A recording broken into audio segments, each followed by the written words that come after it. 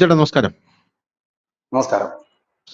ഈ SDPI പൂട്ടിയതിന് പിന്നാലെ വലിയ വലിയ നീക്കങ്ങളാണ് പല സംസ്ഥാനത്തും കേന്ദ്ര തലത്തിലുമെല്ലാം തന്നെ നടക്കുന്നത്. അത് SDPI പൂട്ടുന്നതിന്റെ കൂടെ തന്നെ കേന്ദ്രം നല്ല ശക്തമായ രീതിയിൽ ഇല്ലീഗലായിട്ട് വന്നിരിക്കുന്ന റോഹിംഗ്യൻസിനെതിരെയും ബംഗ്ലാദേശികൾക്കെതിരെയുമുള്ള നീക്കം ശക്തമാക്കുകയാണ് പല ഭാഗങ്ങളിലും. കർണാടകയിൽ വലിയ രീതിയിൽ റെയ്ഡുകൾ നടക്കുന്നു.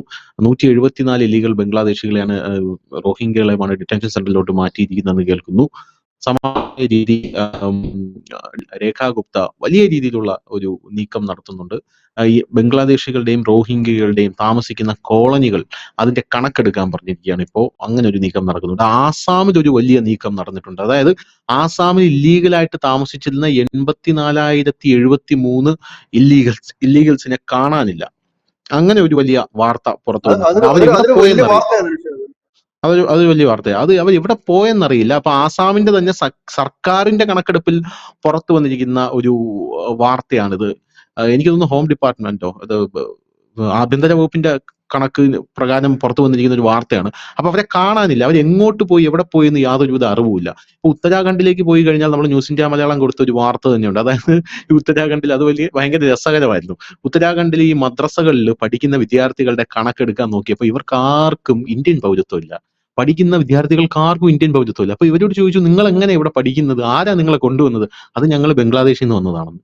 ബംഗ്ലാദേശിൽ നിന്ന് വന്ന അപ്പൊ മദ്രസകളോട് ചോദിച്ചു, ബംഗ്ലാദേശിൽ നിന്ന് വന്ന ഇവർക്ക് നിങ്ങൾ എങ്ങനെ ഇവിടെ പഠിപ്പിക്കുന്നത്? നിങ്ങളല്ലേ സാറേ പഠിച്ചോട്ട് പോട്ടെ എന്നുള്ള രീതിയിലാണ് അവരുടെ പ്രതികരണം എന്ന് പറയുന്നത്. സീരിയസ് ആയിട്ട് അങ്ങനെ 500 മദ്രസകളാണ് കണ്ടുപിടിച്ചത്. 500 എണ്ണം. ഇപ്പൊ കഴിഞ്ഞ ദിവസം ആ 500 എണ്ണത്തിന്റെ കാര്യത്തിൽ ഒരു തീരുമാനം. ഇപ്പൊ കഴിഞ്ഞ ദിവസം അവിടെ നിന്ന് ഒരു വാർത്ത പുറത്തു വന്നു, 7 മദ്രസ പൂട്ടി എന്ന് പറഞ്ഞ്. അവിടെ വലിയ രീതിയിലുള്ള ഇതുപോലുള്ള അനധികൃതമായിട്ടുള്ള ആൾക്കാരെയൊക്കെ പഠിപ്പിച്ച് വിടുകയാണ്. അങ്ങനെ പഠിപ്പിച്ച് അവർ വിടുകയാണ്. അപ്പം രാജ്യവ്യാപകമായി ഈ ബംഗ്ലാദേശികൾക്കും റോഹിംഗ്യകൾക്കും എതിരെയുള്ള നീക്കം നടക്കുകയാണ്. നമ്മൾ കുറെ നാളായിട്ട് കേൾക്കുന്ന ഒരു വാർത്തയാണ് കേട്ടത്. ഇതിനൊരു അവസാനമില്ലേ? അതായത് ഈ റോഹിംഗ്യകളും ഇല്ലീഗൽ ബംഗ്ലാദേശികളുടെയും ഈ നമ്മുടെ രാജ്യത്ത് നിന്ന് ഇവരെ പിടിച്ച് പുറത്താക്കുന്ന ഈ വാർത്തയ്ക്ക് ഒരു അവസാനമില്ലേ? രണ്ടാമതൊരു ചോദ്യം, ഇന്ത്യയുടെ പല ഭാഗത്തും നമ്മളിത് കേൾക്കുന്നുണ്ട്. കർണാടകയിൽ നിന്ന് കേൾക്കുന്നുണ്ട്, ആസാമിൽ നിന്ന് കേൾക്കുന്നുണ്ട്, ഗുജറാത്തിൽ നിന്ന് കേൾക്കുന്നുണ്ട്, ഡൽഹിയിൽ നിന്ന് കേൾക്കുന്നുണ്ട്, ഉത്തരാഖണ്ഡിൽ നിന്ന് കേൾക്കുന്നുണ്ട്, ഈവൻ തമിഴ്നാട്ടിൽ നിന്ന് പോലും കേൾക്കുന്നുണ്ട്. ഈ കോയമ്പത്തൂരിൽ ഈ ഇടയ്ക്ക് നമ്മളൊരു വാർത്ത കൊടുത്തല്ലോ, ഈ ബംഗ്ലാദേശികളെ പിടിച്ചു എന്ന് പറഞ്ഞ്. കേരളത്തിൽ നിന്ന് മാത്രം നമ്മളിത് കേൾക്കുന്നത്. കേരളത്തിലാണ് ഏറ്റവും കൂടുതൽ ഭായിമാരുള്ളത്. എന്താ കേരളത്തിൽ ഇതുപോലൊരു വ്യാപകമായിട്ടുള്ള ഒരു റെയ്ഡ് നടക്കാത്തത്? കേരളത്തിലേക്ക് എന്താ തിരിഞ്ഞു നോക്കാത്ത കേരളത്തിലോട്ട്? അതിന്റെ ഒരു ഗുട്ടൻസ് എന്താ? ഇത് ഈ വാർത്ത തുടങ്ങിയതേ ഉള്ളൂ. കാരണം ഇതുവരെ നമ്മൾ ഈ റോഹിംഗ്യകളെ ഒക്കെ ഒന്ന് പിടിച്ച് പുറത്താക്കിയിട്ടില്ലായിരുന്നു. നമ്മളിങ്ങനെ പിടിക്കുന്നുണ്ടായിരുന്നു പലയിടത്തായിട്ട്. പുറത്താക്കാനുള്ള ഒരു ശക്തമായ നീക്കം നമ്മൾ തുടങ്ങിയിരുന്നില്ല. ആദ്യം അതിനു വേണ്ടിയിട്ട് നമ്മൾ കൊണ്ടുവന്നത് പൗരത്വ ഭേദഗതി നിയമമാണ്. നമ്മൾ ആദ്യം അതിനു വേണ്ടി കൊണ്ടുവന്നത്. അങ്ങനെ ഒരു നിയമം വേണമല്ലോ. നമ്മുടെ രാജ്യത്തേക്ക് അനധികൃതമായി ഉള്ളവരെ തങ്ങണോ തങ്ങണ്ടേ എന്നൊക്കെ തീരുമാനിക്കുന്ന നിയമമാണ്. അങ്ങനെ പൗരത്വ ഭേദഗതി നിയമമുണ്ട്. അതിനുശേഷം അസാമില്, ഉത്തരാഖണ്ഡിൽ, ഉത്തർപ്രദേശില് തുടങ്ങിയ ഇടങ്ങളിലൊക്കെ അവിടുത്തെ മുഖ്യമന്ത്രിമാരും തദ്ദേശീയരായിട്ടുള്ള മുസ്ലിം ഉസ്താദുമാരും അവര് അധ്യാപകരുണ്ടല്ലോ, മുസ്ലിം അധ്യാപകരും മുസ്ലിം ഈ മദ്രസകൾ, പള്ളികളോടനുബന്ധിച്ച് മദ്രസ നടത്തുന്നവരുടെയൊക്കെ യോഗങ്ങൾ യോഗി ആദിത്യനാഥും ഈ ഹിമന്ത ബിശ്വ ശർമ്മയൊക്കെ നിരന്തരം വിളിച്ച് ചേർക്കാറുണ്ട്. ഇപ്പൊ ഇവിടൊക്കെ കേരളത്തിലൊക്കെ എല്ലാവർക്കും അതിലിപ്പോ ഒരു അത്ഭുതമായിരിക്കും ഞാനിത് പറയുമ്പോൾ. അങ്ങനെയൊക്കെ യോഗി ഇവരോടൊക്കെ സംസാരിക്കുമെന്നുള്ളത്. അവിടുത്തെ ഈ പ്രധാന പ്രശ്നങ്ങൾ ഒതുക്കിയാൽ അതൊരു വലിയ പങ്ക് അവിടുത്തെ മുസ്ലിം മതപണ്ഡിതന്മാർക്കുണ്ട് ഉത്തർപ്രദേശില്. നമ്മൾ ഈ എല്ലാവരെയും ഭീകരന്മാരായിട്ട് കാണരുത്. ഇതിനകത്ത് കുറെ തെമ്മാടികൾ ഉണ്ടെന്നുള്ളത് ഒഴിച്ചതിൽ അതിനകത്ത് ഒരു വലിയ വിഭാഗമുണ്ട്. അവർ അഭിമുഖീകരിക്കുന്ന ഒരു പ്രശ്നമുണ്ട്. ഈ തദ്ദേശീയരായ മുസ്ലിങ്ങൾ ആസാമിലായാലും അതുപോലെ തന്നെ ഈ പശ്ചിമ ബംഗാളിലായാലും ഉത്തരാഖണ്ഡിലായാലും ഒക്കെ എന്താന്ന് വെച്ച് കഴിഞ്ഞാല് അവരവിടെ ഉള്ളപ്പോൾ കടന്നു കയറിയ ഈ മുസ്ലിങ്ങൾ, അത് റോഹിംഗ്യകളുണ്ട്, ബംഗ്ലാദേശികളുണ്ട്, അങ്ങനെ കുടിയേറി വന്നവരൊക്കെ ഇപ്പോൾ അവിടെ കൊടികുത്തി വാഴുകയാണ്. അപ്പൊ എന്തു പറ്റി? അവിടുത്തെ തദ്ദേശീയരായിട്ടുള്ള ഈ ഉസ്താദുമാര്, പള്ളികള്, ഇതൊക്കെ വളരെ ദാരിദ്ര്യത്തിലേക്ക് പോകുമ്പോഴാണ് ഈ ഉത്തർപ്രദേശിന്റെ അതിർത്തിയിൽ 100 കണക്കുള്ള മദ്രസകൾ പൊട്ടിമുളക്കുകയാണ്.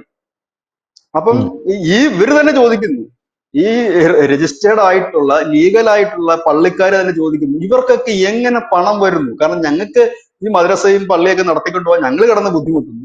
ഇവർക്ക് എങ്ങനെയാണ് കൂണ് പോലെ ഈ മദ്രസകളും കൊച്ചു പള്ളികളൊക്കെ പണിയാനുള്ള ഫണ്ട് വരുന്നത്?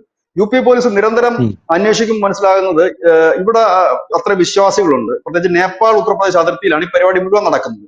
ഇവിടെ വിശ്വാസികൾ കൂടിയിട്ടുണ്ട്. വിശ്വാസികൾ കൂടിയിട്ടാണ് പള്ളി വെച്ചിരിക്കുന്നതെന്ന് പറഞ്ഞു.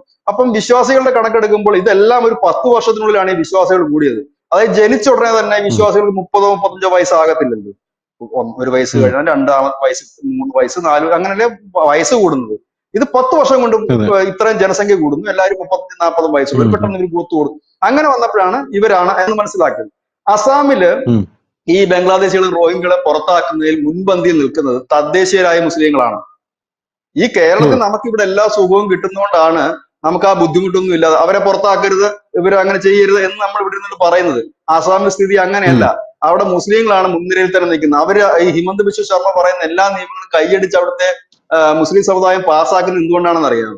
ഹിമന്ത് ബിശ്വ ശർമ്മ പറയുന്നത് ഈ നാട്ടിലെ മുസ്ലിങ്ങൾക്ക്, ഈ നാട്ടിലെ ഉസ്താദന്മാർക്ക്, ഈ നാട്ടിലെ മദ്രസകൾക്ക് മതി, വന്നു കയറിയവനും അല്ലാതെ വലിഞ്ഞു കയറിയവനും ഇവിടെ വേണ്ട എന്നാണ് അദ്ദേഹം പറയുന്നത്. അതിനാണ് അവർ കൂടെ നിൽക്കുന്നത്. അവര് നോക്കുമ്പോൾ ശരിയാണ്, പശ്ചിമ ബംഗാളിലെ തദ്ദേശീയരായ മുസ്ലിങ്ങൾ ഒരു വലിയ വിഭാഗം മമതയ്ക്കെതിരാണ്. കാരണം ഈ വന്നു കയറിയവര് ഇവരുടെ കൂടെ ആനുകൂല്യങ്ങൾ തട്ടിയെടുക്കുകയാണ്. ഇവരുടെ സംവരണം, ഇവരുടെ കുട്ടികൾക്ക് പഠിക്കാനുള്ള അവകാശം, ഇതെല്ലാം വന്നു കയറിയവർക്ക് കിട്ടുകയാണ്. കാരണം ഇപ്പോൾ ഒരു സംവരണമാണെങ്കിൽ തന്നെ 10 പേരെ എടുക്കുക എന്ന് പറഞ്ഞാൽ ഈ 10 പേരും വന്നവരുടെ മക്കളാണ്, ഇല്ല വന്നവരുടെ കുടുംബക്കാരാണ്. എന്തിനേറെ പറഞ്ഞത്, അസാമില് ഈ ഹിമന്ത് ബിശ്വ ശർമ്മ കയറുന്നതിന് മുമ്പ് അവിടുത്തെ 25ഓളം MLA-മാർ കുടിയേറിയ മുസ്ലിംസ് ആയിരുന്നു. അപ്പം ഇവിടെ ഹിമാചൽ പ്രദേശിൽ എന്താ സംഭവിച്ചത്? ഏറ്റവും ഒടുവിലത്തെ കാര്യം പറയാം. ഷിംലയില് ഒരു അനധികൃത മസ്ജിദ് ഉണ്ടായിരുന്നു. വലിയ പ്രക്ഷോഭം ഉണ്ടായി. പ്രക്ഷോഭം ഉണ്ടായി കഴിഞ്ഞപ്പോഴേക്കും ആ പള്ളിയുടെ അധികാരികൾ എന്താണ് പറഞ്ഞത്? ഇവിടെ ചിലർ പുറത്തുനിന്ന് വരുന്നുണ്ട്, അവരെ പുറത്താക്കുക തന്നെ വേണം, ഞങ്ങൾ പുറത്താക്കും എന്നാണ് പറഞ്ഞത്. കാരണം അവരൊക്കെ വലിയ ബുദ്ധിമുട്ട് അതിൽ അനുഭവിക്കുന്നുണ്ട്. തനിഷ് നേരത്തെ പറഞ്ഞ ഈ ഉത്തരാഖണ്ഡിൽ നിന്നൊക്കെ ഈ പുറത്തുനിന്നുള്ള മുസ്ലിംസ് കയറിയിട്ട് തദ്ദേശീയരായിട്ടുള്ളവരെയൊക്കെ മാറ്റി നിർത്തിക്കൊണ്ടാണ് ഇവിടെ മുമ്പോട്ടുള്ള പോക്ക്. ഈ ബംഗ്ലാദേശിൽ നിന്നും മറ്റും മതപണ്ഡിതന്മാർ വരുന്നുണ്ട്. ഇവിടെ ക്ലാസ് എടുക്കാനെന്നുള്ള രീതിയിലാണ് മതപണ്ഡിതന്മാർ വരുന്നത്. ആസാമിൽ ഇപ്പോഴും ആ പണി നടക്കത്തില്ല. ആസാമിൽ പുറത്തു നിന്നുള്ള ഒരു മതപണ്ഡിതൻ വരികയാണ് എന്നുണ്ടെങ്കിൽ അത് പോലീസിന്റെ ക്ലിയറൻസ് സർട്ടിഫിക്കറ്റ് വാങ്ങണം, എവിടൊക്കെയാണ് സംസാരിക്കുന്നത് എന്നുള്ളത് വേണം, സ്ഥലം രേഖപ്പെടുത്തണം, ഇതെല്ലാം വേണം. അങ്ങനെ വന്നപ്പോ എന്ത് പറ്റി? ഇപ്പൊ അങ്ങോട്ടേക്ക് ആരും പ്രഭാഷണത്തിന് പോകാറില്ല. ഒരു ഒരു ഒരു പ്രഭാഷകൻ ഇപ്പൊ ആസാം വേണ്ട പ്രഭാഷകൻ, കാരണം ലീഗലായിട്ട് എല്ലാം കൊടുക്കണം. അപ്പൊ ഇതായിരുന്നു ഇവിടെ നടന്നുകൊണ്ടിരുന്ന ഒരു കാര്യം. അപ്പം അവരും കൂടെ വന്നു. അതിന്റെ ഈ പൗരത്വ ഭേദഗതി നിയമത്തിൽ നമ്മൾ പാർലമെന്റിൽ പാസ്സാക്കിയെങ്കിലും അതിന്റെ ചട്ടം ശരിയാക്കാൻ കുറച്ച് നാളോട് എടുത്തേണ്ടത് 3 വർഷം എടുത്തു. അത് എന്തുകൊണ്ടാണ് 3 വർഷത്തേക്ക് നീണ്ടുപോയത് എന്ന് ചോദിച്ചു കഴിഞ്ഞാൽ അതിനിടയിലാണ് നമുക്ക് കോവിഡ് മഹാമാരി വന്നത്. കോവിഡ് മഹാമാരി വന്നപ്പോഴത്തേനും നമുക്ക് പാർലമെന്റ് കൂടാനോ ഇല്ലെങ്കിൽ മറ്റു കാര്യങ്ങൾക്കോ ഒന്നും നടന്നു. കാരണം നമ്മുടെ രാജ്യത്തിന്റെ മുഴുവൻ ശ്രദ്ധയും ഈ കോവിഡിന്റെ ഇതിലേക്ക് പോവുകയായിരുന്നു. അങ്ങനെയാണ് നമ്മുടെ പല നിയമങ്ങളും ഒരു 3 വർഷത്തേക്ക് നീണ്ടുപോയത്. കാരണം നമുക്കൊന്നും ചെയ്യാൻ പറ്റില്ല. കാരണം രാജ്യത്തിന്റെ ജനങ്ങളുടെ ജീവനാണല്ലോ പ്രധാനം. അപ്പൊ അതിന്റെ പശ്ചാത്തലത്തിൽ അത് നീണ്ടുപോയത്. ഇപ്പൊ അത് മാറിയിരിക്കുന്നു, അതിന് ചട്ടമായിരിക്കുന്നു. അപ്പോഴത്തേക്കും ഈ ഒരു സമയം കൊണ്ട്, കോവിഡിന്റെ സമയം കൊണ്ട് രാജ്യത്താകമാനം ഡിറ്റൻഷൻ സെന്ററുകൾ, തടങ്കൽ പാളയങ്ങളുടെ പണികളെല്ലാം കഴിഞ്ഞു. ആ തടങ്കൽ പാളയങ്ങളുടെ പണികളെല്ലാം കഴിഞ്ഞു. തടങ്കൽ പാളയത്തിലേക്ക് ആളുകളെ എത്തിച്ചു തുടങ്ങിയിട്ടുണ്ട്. ഇപ്പോഴെന്ത് ചെയ്ത് പറ്റി എന്ന് വെച്ച് കഴിഞ്ഞാൽ ഈ റെയ്ഡുകൾ കർശനമാക്കി. കേരളത്തിലും ഉണ്ട് റെയ്ഡ്. എറണാകുളത്ത് ഒരു ഓപ്പറേഷൻ സ്റ്റാർട്ട് ചെയ്തിട്ട് 27 പേരെയല്ലേ അനധികൃത ഇല്ലീഗലായിട്ടുള്ള ബംഗ്ലാദേശികളെ പിടികൂടിയത്. പിന്നെ തിരുവനന്തപുരത്ത് നിന്ന് കുറച്ച് 2 ആഴ്ചക്ക് മുമ്പെങ്ങാണ്ട് 3-4 പേരെ പിടികൂടിയിരുന്നു. അപ്പൊ വിവിധ ഇടങ്ങളിൽ നിന്ന് പോലീസ് ഇത്തരക്കാരെ പിടികൂടുന്നുണ്ട്. 1ഉം 2ഉം ഒക്കെ വെച്ച് പലയിടത്തും പിടിക്കുന്നുണ്ട്. അതൊരു പക്ഷേ 1ഉം 2ഉം പേരായതുകൊണ്ടായിരിക്കാം വാർത്തയാകാത്തതെന്നാണ് എനിക്ക് തോന്നുന്നത്. ഒരു മാസ് നമ്പർ ഇല്ലാത്തത് കൊണ്ടാകാം വാർത്തയാകാം. അപ്പൊ എല്ലായിടത്തും പിടിച്ചുകൊണ്ട് പോകുന്നുണ്ട്. ഇപ്പോഴത്തെ ഒരു കാര്യം വെച്ചാൽ ഇന്ത്യയില് സംസ്ഥാന സർക്കാർ പിടികൂടിയില്ലെങ്കിൽ കേന്ദ്രം വന്ന് പിടിക്കും. ഇന്ന് ED-യുടെ റെയ്ഡ് നടന്നത് എങ്ങനെയാണ്? സംസ്ഥാന പോലീസിനെ അറിയിച്ചുകൊണ്ടല്ല ED വന്നത്. എനിക്ക് തോന്നുന്നു അവരൊക്കെ TV കൂടെ ആയിരിക്കും ഈ സംസ്ഥാന പോലീസ് ഇത് അറിഞ്ഞിരുന്നത് എനിക്ക് തോന്നുന്നു. CRPF ഒക്കെ പിടിച്ചൊക്കെ നിൽക്കുന്ന TV കൂടെ കണ്ട് കാണാം. അത്രയാണെന്ന്. കാരണം പ്രാദേശികമായ പോലീസിന്റെ സഹായം പോലും തേടാതെയാണ് NIA ആയാലും ED ആയാലും വന്നിട്ട് ഇതുകൊണ്ടൊക്കെ വന്ന ആൾക്കാരെ അറസ്റ്റ് ചെയ്തുകൊണ്ട് പോകുന്നത്. ആ നിലയിലൊക്കെ ഇല്ലീഗലായിട്ടുള്ളവരെ അറസ്റ്റ് ചെയ്തുകൊണ്ട് പോകുന്ന ഒരു വലിയ കാഴ്ചയാണ് നമ്മുടെ രാജ്യത്ത് കാണുന്നത്. അപ്പോൾ വളരെ വിദഗ്ധമായി തന്നെയാണ് ഇവർക്ക് ID കാർഡ്, ഇപ്പൊ ഈ പിടികൂടുന്നവരുടെയൊക്കെ ID കാർഡ്, നമ്മുടെ എറണാകുളത്ത് പിടികൂടിയ ആ കേസില് ID കാർഡിലുള്ള തമ്പ് ഇംപ്രഷൻ വരെ ഒറിജിനൽ ആയിരുന്നു എന്നുള്ളതാണ്. അത്ര വളരെ വിദഗ്ധമായിട്ടാണ് ഈ വ്യാജ കാർഡ് നിർമ്മിച്ചിരിക്കുന്നത്. അപ്പൊ അവിടുത്തെ കോൺഗ്രസ് നേതാവിനെയാണ് അതിനുവേണ്ടി അറസ്റ്റ് ചെയ്തിരിക്കുന്നത്, അത് ശരിയാക്കി കൊടുത്തത്. അപ്പൊ ഇങ്ങനെയുള്ള ഒരുപാട് കാര്യങ്ങൾ വന്നിരിക്കുന്നു. ഇപ്പൊ നമ്മുടെ നിയമം കുറച്ചുകൂടെ കർശനമാക്കിയിട്ട് പറയുന്ന കാര്യം എന്താണ്? ഈ ഇല്ലീഗലായിട്ട് വരുന്ന ബംഗ്ലാദേശികളെ പാർപ്പിച്ചാൽ, അവർക്ക് സഞ്ചരിക്കാൻ വാഹനം കൊടുത്താൽ വാഹനം കണ്ടുകെട്ടും, നിങ്ങൾ പാർപ്പിക്കാൻ കൊടുത്ത സ്ഥലം കണ്ടുകെട്ടും, നിങ്ങൾ അകത്തു പോകും എന്ന നില വന്നു. ഇപ്പൊ കുറച്ചൊക്കെ ആൾക്കാർ ഭയന്ന് തുടങ്ങിയിട്ടുണ്ട്. ഇപ്പൊ ആർക്കും റോഹിംഗ്യകളെ കുറിച്ച് കരച്ചിലില്ല, ബംഗ്ലാദേശികളെ കുറിച്ച് ഓർത്ത് കരച്ചിലില്ല. കാരണം എന്താണ്? പിടികൂടി പുറത്താക്കുമെന്ന് അറിഞ്ഞു കഴിഞ്ഞിരിക്കുന്നു. അപ്പോ ഇപ്പൊ സുപ്രീം കോടതി തന്നെ പറഞ്ഞിരിക്കുന്നു, പിടികൂടിയവർ എന്തിനാണ് നിങ്ങൾ ജയിലിലിട്ട് തീറ്റിപ്പോറ്റുന്നത്, അവരെ പറഞ്ഞു വിടൂ. അപ്പൊ സ്വാഭാവികമായിട്ടും ജനം ചോദിക്കും, എന്തുകൊണ്ട് അവരെ പറഞ്ഞു വിടുന്നില്ല? ഇത് ഈ പട്ടി പൂച്ചയൊന്നും അല്ല എവിടെയെങ്കിലും കൊണ്ട് കളയാനായിട്ട്. ഇതിന് കുറെ പ്രൊസീജിയർ ഉണ്ട്. ഒരാളെ നമ്മൾ വേറൊരു രാജ്യത്തിന് കൈമാറണമെങ്കിൽ ഇപ്പൊ അമേരിക്കയിൽ നിന്ന് തന്നെ നമ്മുടെ പൗരന്മാരെ അവർ തിരിച്ചയക്കുന്നതിന് മുമ്പ് ഒരു ലിസ്റ്റ് ഇന്ത്യക്ക് കൈമാറും. ഇത് നിങ്ങളുടെ ആളുകളാണോ?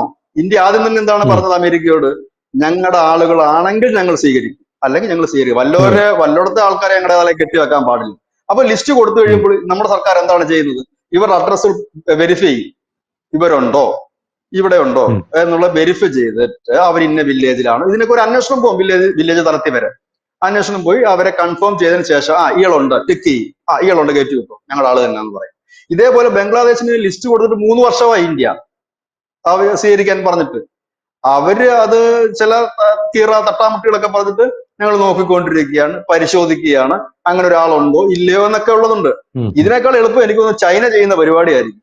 ചൈന ചെയ്യുന്ന പണി ഉയ്ഗൂറുകളൊക്കെ പിടിച്ചിട്ട് പറയും, നിങ്ങൾക്ക് എങ്ങോട്ടാ പോകണം? താജിക്കിസ്ഥാനിലാണോ? ശരി, എവിടെ പോകണം? പാകിസ്ഥാനിൽ പോകണം. ഓക്കെ, പൊക്കോ എന്ന് പറഞ്ഞ് ഇവന്മാർ പാകിസ്ഥാന്റെ അതിർത്തി കടക്കുമ്പോൾ തന്നെ വെടിവെച്ചു കൊണ്ടു. അതിർത്തി കടന്ന് പോകാൻ ശ്രമിച്ചു എന്ന് പറഞ്ഞിട്ട് തുറന്നു വിടും പൊക്കോളാനായിട്ട്. പോകുന്ന സമയത്ത് തന്നെ വെടിവെച്ച് കൊന്നു കളയും. ഇതാണ് ചെയ്യുന്ന പണി. അപ്പൊ ഈ രീതിയിൽ അല്ലല്ലോ നമ്മൾ ചെയ്യുന്നത്. നമ്മളെ കണക്കുള്ള ജനാധിപത്യ രാജ്യങ്ങൾ എപ്പോഴും ഇത് ലിസ്റ്റ് അവർക്ക് കൊടുത്തിട്ട് അവർ കൺഫേം ചെയ്ത് കഴിയുമ്പോൾ മാത്രമാണ് നമുക്ക് ഇവരെ റിലീസ് ചെയ്യാൻ പറ്റുള്ളൂ, അവർക്ക് അവരുടെ രാജ്യത്തേക്ക് വിടാൻ പറ്റുകയുള്ളൂ. അപ്പൊ ആ രീതിയിലാണ് നമ്മളിപ്പോ റോഹിംഗ്യകളുടെ പ്രശ്നം എന്താണെന്ന് വെച്ച് കഴിഞ്ഞാൽ ഇതൊരു വലിയ തലവേദനയാണ് ഈ റോഹിംഗ്യകളുടെ പ്രശ്നം. അവരെ പിടിച്ച് എവിടെ കൊണ്ടുപോകും? ഇപ്പൊ ബംഗ്ലാദേശികളെ പിടിച്ചു കഴിഞ്ഞാൽ നമുക്കറിയാം ബംഗ്ലാദേശിലേക്ക് അതിനെ തിരിച്ചുവിടാൻ പറ്റും. ഈ റോഹിംഗ്യകളെ പിടിച്ചാൽ നമ്മൾ എവിടെ കൊണ്ട് കളയും? നമ്മുടെ ഇപ്പോഴത്തെ കണക്കനുസരിച്ച്, ഏകദേശ കണക്കനുസരിച്ച് 40,000 റോഹിംഗ്യൾസ് നമ്മുടെ ഈ അഭയാർത്ഥി ക്യാമ്പിൽ ഉൾപ്പെടെ താമസിക്കുന്നുണ്ട്. ഇത് കൂടാതുള്ളവരെയാണ് ഇപ്പൊ ലിസ്റ്റ് എടുത്തുകൊണ്ടിരിക്കുന്നത്. ഇവരെ പിടികൂടി കഴിഞ്ഞാൽ ഇവർക്ക് ശരിക്കും പറഞ്ഞാൽ ഇവർക്ക് അല്പമെങ്കിലും ഇവരുടേതെന്ന് പറയാൻ ഒരു രാജ്യമല്ല, ഇവരുടേതെന്ന് പറയാൻ ഒരു സ്ഥലം ഉണ്ടായിരുന്നു, മ്യാൻമാർ ആയിരുന്നു. മ്യാൻമാറിലെ ചില സ്റ്റേറ്റുകളൊക്കെ ഇവരുടെ സ്വന്തമായിട്ടാണ്, ഇവരുടെ സ്വന്തം എന്നാണ് ഇവർ പറയുന്നത്. അവിടെ അങ്ങനെ ആയിരുന്നു ഇവര്. ഇപ്പൊ അവിടെ ഈ ആഭ്യന്തര കലാപം ഉണ്ടായിട്ടാണല്ലോ അവർ ഇവിടുന്ന് പലയിടത്തേക്ക് ഓടേണ്ടി വന്നത്. പിന്നെ ഇവർക്കൊരു ആശ്രയമുള്ളത് ബംഗ്ലാദേശ് ആയിരുന്നു. കാരണം ഇവരെ ഒരു ഗൾഫ് രാജ്യങ്ങൾ എടുക്കാറില്ല. ഈ അടുത്താണ് മലേഷ്യയിലേക്ക് 300 റോഹിംഗ്യകൾ കയറിപ്പോയ ബോട്ട് മലേഷ്യക്കാര് വെടിവെച്ച് തകർത്തിട്ടത്. ഒരു രാജ്യം എടുക്കാറില്ല ഇവര്. ബംഗ്ലാദേശിന് ഇനി ഉൾക്കൊള്ളാനും പറ്റില്ല, അതിനും മാത്രം റോഹിംഗ്യകൾ അവിടെ വന്നു. അവർക്ക് റോഹിംഗ്യകൾക്ക് ഇപ്പം പാകിസ്ഥാൻകാരെ വന്നിട്ട് ഇപ്പൊ ISIS വന്നിട്ട് ഭീകര പരിശീലനം കൊടുത്തോണ്ടിരിക്കുക. അവന്മാർ ബംഗ്ലാദേശിൽ കിടക്കുന്ന തന്നെ പൊട്ടിത്തീരും. അപ്പം ഇങ്ങനെയാണ് ഇതുങ്ങളെ യൂസ് ചെയ്തുകൊണ്ടിരിക്കുന്നത്. അപ്പൊ ഇതുങ്ങളെ പറഞ്ഞു വിടാൻ രാജ്യമില്ല. അതൊരു വലിയ പ്രശ്നമാണ്. റോഹിംഗ്യകളെ എങ്ങോട്ട് വിടും എന്നൊരു വലിയ ചോദ്യമാണ്. അപ്പം അതൊരു വലിയ വിഷയം തന്നെയാണ്. അത് എല്ലാവരും പറയുന്നത് ഇന്ത്യ സംരക്ഷിച്ചൂടെ എന്നാണ് ഇന്ത്യ കിടക്കുന്നതെന്ന് ചോദിക്കുന്നത്. എടാ, നീയും ഞാനും കഞ്ഞി കുടിക്കേണ്ട പൈസ എടുത്തിട്ടാണ് വല്ലയിടത്തുനിന്നും വന്നു കയറിയതെന്ന് നമ്മൾ കൊടുക്കുന്നത്. അത് നമ്മൾ ആദ്യം മനസ്സിലാക്കണം. ഈ അത്ര റോഹിംഗ്യ മുസ്ലിങ്ങളോട് ഇന്ത്യ ഇപ്പൊ ഒരു ഹിന്ദുവിന് പോകാനായിട്ട് ഈ ലോകത്ത് വേറെ രാജ്യമില്ല. ഒരു ന്യായം ഉണ്ടെന്ന് പറയാം, അവരെവിടെ പോകുന്നു ചോദിക്കാൻ നമുക്ക്. നേരെ മറിച്ച് ഈ റോഹിംഗ്യ മുസ്ലിങ്ങൾക്ക് വേണ്ടി കണ്ണീര് വാർക്കുന്നവരുടെ ലോകം വലുതല്ലേ? എത്രയോ ഇസ്ലാമിക രാജ്യങ്ങളുണ്ട് ലോകത്ത്. അവരാരെങ്കിലും ഇവരെ കൊണ്ടുപോകുന്നുണ്ടോ? ഒരാൾ പോലും കൊണ്ടുപോകുന്നില്ല. ഇവർക്ക് വേണ്ടി കമാന്നൊരു അക്ഷരം മിണ്ടുന്നുണ്ടോ? ഇല്ലല്ലോ. പിന്നെ ആകെ ഉള്ളത് ബംഗ്ലാദേശ് മാത്രമാണ് ഇപ്പൊ അവരെ അല്പമെങ്കിലും ഒക്കെ അവിടെ നിർത്തിയിരിക്കുന്നത് എന്ന് തന്നെ പറയാം. അതും ധനുഷ് നോക്കിക്കോ, ഈ അരക്കൻ ആർമിയൊക്കെ നല്ല അടി അങ്ങോട്ട് തുടങ്ങുമ്പോ ഉണ്ടല്ലോ, ഈ ബംഗ്ലാദേശ് ആർമി പിന്മാറി കൊടുക്കും, ഈ ഇവന്മാരെ തട്ടിക്കൊള്ളാൻ പറയും. കാരണം അവർക്ക് തൊല്ലയാണ്, ഇത് വെച്ചോണ്ടിരിക്കുന്ന തൊല്ലയായിട്ട് അവർ പറയും. കാരണം അരക്കൻ ആർമിയുടെ തലയെ വെച്ചു കൊടുക്കുകയും ചെയ്യാം, ഇവരുടെ വലിയ ശല്യം തീർന്നു പോവുകയും ചെയ്യും. ഇതാണ് അവർ നോക്കുന്ന ഒരു കാര്യം. അപ്പൊ റോഹിംഗ്യകൾ നമുക്ക് എന്നും ഒരു തലവേദനയാണ്. അവരെ ഏത് രീതിയിൽ ആര് സ്വീകരിക്കുമെന്നുള്ളതാണ് ഒരു പ്രശ്നം. അവരെ ഉപയോഗിച്ചുകൊണ്ട് ഇവിടെ വിധ്വംസ പ്രവർത്തനം ചെയ്യുമ്പോൾ പിന്നെന്താണ് നമുക്ക് ചെയ്യാൻ കഴിയുന്നത്? അവരെ ഉപയോഗിച്ച് ആരാണ് അവർക്ക് താമസ സൗകര്യം കൊടുത്തത്? ആരാണ് അവർക്ക് സഞ്ചരിക്കാൻ വണ്ടി കൊടുത്തത്? ആരാണ് അവരെ ഉപയോഗിച്ച് ഇല്ലീഗലായിട്ടുള്ള ആക്ടിവിറ്റീസ് ഈ രാജ്യത്ത് നടത്തുന്നത്? അവനെ പൊക്കി അകത്തിടാൻ നമുക്ക് പറ്റും. അതാണ് വേണ്ടത്. അവനെ 10 പേരെ പൊക്കി അകത്തിട്ട് കഴിഞ്ഞാൽ നാളെ മുതൽ റോഹിംഗ്യകൾക്കും അനധികൃത ബംഗ്ലാദേശികൾക്കും കാണുമ്പോഴേ ഓടിക്കൊടും ഇവിടെ സ്ഥലമില്ലെന്ന് പറഞ്ഞിട്ടുണ്ട്. അതാണ് ഇപ്പൊ നടന്നുകൊണ്ടിരിക്കുന്നത് പലയിടത്തും. അപ്പം ഇങ്ങനെയുള്ള കാര്യങ്ങളുണ്ട്. നമ്മുടെ രാജ്യം ഇപ്പൊ തൂത്തുവാരി ഇപ്പൊ ആളുകളെ മാക്സിമം ആൾക്കാരെ പുറന്തള്ളാൻ ഒരു വലിയ പ്രക്രിയയാണ്. ഏതാണ്ട് 2 കോടിക്ക് മുകളിലുണ്ട് അനധികൃത ബംഗ്ലാദേശികൾ തന്നെ. അതിനകത്ത് ഈ റോഹിംഗ്യകളൊക്കെ ഉൾപ്പെടെ ഉള്ളവരാണ്. പാകിസ്ഥാനീസ് ഉണ്ട് ഇവിടെ, അഫ്ഗാനിസ്ഥാനീസ് ഉണ്ട്. പക്ഷെ ഈ അഫ്ഗാനിസ്ഥാനികളും പാകിസ്ഥാനികളും ഒക്കെ എന്ന് പറഞ്ഞാൽ അനധികൃതമായി താമസിക്കുന്നവരല്ല, അവരൊക്കെ സർക്കാരിന്റെ റഡാറിൽ പെട്ടുകിടക്കുന്നവരാണ്. പക്ഷെ ഈ ബംഗ്ലാദേശികൾ വലിയൊരു പരിധിവരെ സർക്കാരിന്റെ കണ്ണിൽ പെടാത്തവരുമുണ്ട്. ഇപ്പൊ ധനുഷ് പറഞ്ഞത് വലിയൊരു വാർത്തയാണ്. അസാമിൽ ഒരു 84,000 പേരെ കാണുന്നില്ല എന്ന് പറയുന്നു. ആ 84,000 പേര് എങ്ങോട്ട് പോകാനായിരിക്കും സാധ്യത? അവർ സൗത്ത് ഇന്ത്യയിലേക്ക് തന്നെയാണ് പോകാൻ സാധ്യത. കാരണം നമ്മുടെ കേരളത്തിൽ വരുന്ന ബഹുഭൂരിപക്ഷം പേരും ആസാമിൽ നിന്നാണ്. നമ്മൾ ചോദിക്കുമ്പോൾ ആസാമിയാണ് വരുന്നത് പറയും. ആസാമിൽ നിന്നാണ് വരുന്നത്. ഈ 84,000 പേര് പകുതി ആൾക്കാർ വന്നിരിക്കുന്ന ആസാമിലെ ഈ കേരളത്തിലേക്കാണ് ആസാമി എന്ന് പറഞ്ഞ് വിളിക്കുന്നത്. ഇവിടുന്ന് പല കേസുകൾക്കും നമ്മുടെ പോലീസ് ഉദ്യോഗസ്ഥന്മാർ ഈ വടക്കിഴക്കൻ സംസ്ഥാനങ്ങളിൽ പോയി കഴിയുമ്പോൾ അവർ അഭിമുഖീകരിക്കുന്ന പ്രശ്നമുണ്ട്. വടക്കിഴക്കൻ സംസ്ഥാനങ്ങളിൽ ചെല്ലുമ്പോൾ ഇവനില്ല അവിടെ. പിന്നെ ഇവന്റെ വേര് അപ്പുറത്താ കിടക്കുന്നത്, അതിർത്തിക്ക് അപ്പുറത്താ കിടക്കുന്നത്. ഇതാണ് അവരെ കുഴക്കുന്ന ഒരു വലിയ പ്രശ്നം. അതുകൊണ്ട് തന്നെ ഇപ്പൊ ഇതേ രീതിയിലുള്ള അന്വേഷണമാണ് പോകുന്നത്. എനിക്ക് തോന്നുന്നത് ഒന്നുകിൽ ഇവരെ അതിർത്തി കടത്തി വിടുക, അതല്ലാന്നുണ്ടെങ്കിൽ ജയിലിലിട്ട് അധികം നാൾ തീറ്റപ്പെടാൻ പറ്റില്ല, കാരണം തടങ്കൽ പാളയങ്ങളൊക്കെ കുറവാണ്. അപ്പോ അങ്ങനെ ചെയ്യാൻ പറ്റില്ല. മാസീവായിട്ട് ഇവരെ കടത്തി വിടുക എന്നുള്ളതും ഒരു പാടുള്ള കാര്യമാണ്. പിന്നെ എന്തെങ്കിലുമൊക്കെ കടുങ്കൈകൾ ചെയ്യുമായിരിക്കും എന്ന് എനിക്ക് തോന്നുന്നു. കാരണം ഇപ്പൊ ചൈന ചെയ്യുന്നതൊക്കെ ഇല്ല വേറെ ഏതെങ്കിലും രാജ്യം ചെയ്യുന്ന പോലെ ഒക്കെ ചെയ്യാൻ പറ്റും. പക്ഷെ നമ്മുടെ ഒരു ജനാധിപത്യ രാജ്യം, നമ്മൾ അങ്ങനെ ചിന്തിക്കുകയോ ചെയ്യുകയോ ചെയ്യുന്ന ഒരു രാജ്യമല്ല. അതാണ് നമ്മുടെ ഒരു പ്രധാന പ്രശ്നം. ഇവരെയൊക്കെ നമ്മൾ കയറ്റി വിടുക എന്ന് പറയുമ്പോൾ തന്നെ അങ്ങനെ ചില മാനസിക പ്രശ്നം നമുക്ക് കൊണ്ടുപോകാം. ഇത് എങ്ങോട്ട് കയറ്റി വിടും? ബംഗ്ലാദേശികളെ ചിലപ്പോൾ നമ്മൾ അടിച്ചിറക്കി വിട്ടാൽ ചിലപ്പോൾ അവർ സ്വീകരിക്കുമായിരിക്കും. ഈ റോഹിംഗ്യകളൊക്കെ ആരും സ്വീകരിക്കാൻ പോലും ഇല്ല, അവർക്ക് രാജ്യവും ഇല്ല, സ്വീകരിക്കാനില്ല. അതിനു വേണ്ടിയിട്ടാണ് പറയുന്നത് റോഹിംഗ്യകളെ. അതുകൊണ്ടാണ് ഈ ഇന്ത്യ മൂന്നായിട്ട് വിഭജിക്കണമെന്ന് പറഞ്ഞാൽ പോപ്പുലർ ഫ്രണ്ടിന്റെ ഒക്കെ ആദ്യത്തെ ഒരു തീരുമാനം. അതായത് പിന്നെ അതിനു വേണ്ടിയിട്ടാണ് ഇവർ സോറോസിന്റെ ഒക്കെ ഫണ്ട് ഉപയോഗിച്ചുകൊണ്ട് മറ്റുള്ളവരുമായി ചേർന്നുകൊണ്ട് ഒരു വലിയ പദ്ധതി തയ്യാറാക്കി. അതായത് ദക്ഷിണേന്ത്യ കേന്ദ്രീകരിച്ചുകൊണ്ട് ദ്രാവിഡ സ്ഥാനം, ഈ മധ്യ ഇന്ത്യയിലെ കുറച്ച് ഭാഗങ്ങൾ രൂപീകരിച്ചുകൊണ്ട് ഇതാണ് ഉറുദുസ്ഥാൻ, അതുപോലെ തന്നെ വടക്കിഴക്കൻ സ്ഥലങ്ങളിൽ വെച്ചിട്ട് ക്രിസ്ത്യാനികൾക്ക് ഒരു രാജ്യം. അങ്ങനെ ഇത് എല്ലാം കണക്ട് ചെയ്ത് പോകാൻ ഒരു പരിപാടിയായിരുന്നു. അതിനകത്താണ് ഈ റോഹിംഗ്യകളെ കൊണ്ട് പാർപ്പിക്കാനായിട്ട് ഉദ്ദേശിച്ചുകൊണ്ട് പ്ലാനിങ്. അതായത് ഈ പോപ്പുലർ ഫ്രണ്ടിന്റെ നേതാക്കന്മാർ 2047 പ്രധാനമന്ത്രി ആകുമല്ലോ. ഇന്നലെ പോയ MK ഫൈസി ആയിരിക്കണം ഫൈനാൻസ് മിനിസ്റ്റർ എന്ന് തോന്നുന്നു. അങ്ങനെയൊക്കെ ഉള്ളവരാകുമ്പോൾ അവർ പ്ലാൻ ചെയ്ത് വെച്ചിരിക്കുന്ന കാര്യമാണ്. 2047 നമ്മൾ വന്നു കഴിയുമ്പം റോഹിംഗ്യകൾക്ക് വേണ്ടിയിട്ട് ഒരു രാജ്യം, അത് റോഹിംഗ്യാസ്ഥാൻ എന്ന് പറഞ്ഞിട്ട് ഒരെണ്ണം, പിന്നെ SDP-കാർക്ക് വേണ്ടി ഒരു രാജ്യം, സുഡാപ്പിസ്ഥാൻ വേറൊരെണ്ണം, ഇങ്ങനെയൊക്കെ വേണം നമ്മൾ ഡിവൈഡ് ചെയ്ത് കൊടുക്കുക. അതൊക്കെ അവരെ എല്ലാം പ്ലാനിങ് ഒക്കെ ഉണ്ട് അവർക്ക്. ഇപ്പൊ എന്തായാലും അതൊക്കെ അവർക്ക് ഉണ്ടായിരുന്നു ഇപ്പൊ എന്തായാലും. അപ്പൊ അതേപോലെ ആയിരിക്കും. കാരണം റോഹിംഗ്യകൾ വലിയൊരു തലവേദന തന്നെ ആയിരിക്കും ഇന്ത്യക്ക് സൃഷ്ടിക്കുന്നത്. ഒന്നാമത്തെ കാര്യം, ഇന്ത്യക്ക് തന്നെ ലോകത്തിന് മുഴുവൻ അതാണ്. ഇപ്പൊ പിന്നെ രണ്ടാമത്തെ കാര്യം ബംഗ്ലാദേശ്. പക്ഷെ നമ്മൾ നടതള്ളുകയായിരിക്കും പിന്നെ അവസാന ഘട്ടത്തിൽ ചെയ്യുന്നത്.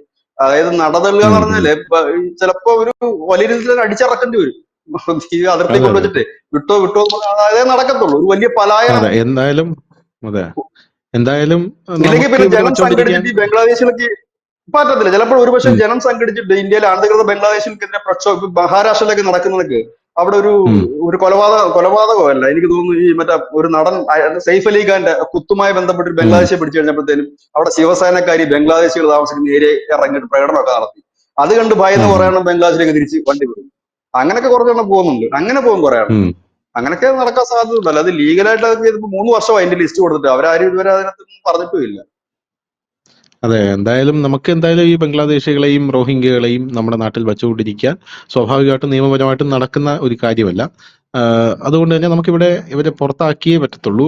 എങ്ങോട്ട് പോകും, എവിടെ പോകും എന്നുള്ളത് നമ്മുടെ അറിയേണ്ട വിഷയമല്ല. സാധാരണ ഈ പല രാജ്യങ്ങളും ഈ റോഹിംഗ്യ മുസ്ലിംസിനെയൊക്കെ ചെയ്യുന്നത്, അവര് പോകാൻ ഇടമില്ലാത്ത റോഹിംഗ്യ മുസ്ലിംസിനെ അവര് വലിയ ബോട്ടുകളിലാക്കി കടലിലേക്ക് ഒഴുക്കി വിടുന്ന കാഴ്ചയാണ് നമുക്ക് കാണാൻ സാധിക്കുന്നത്.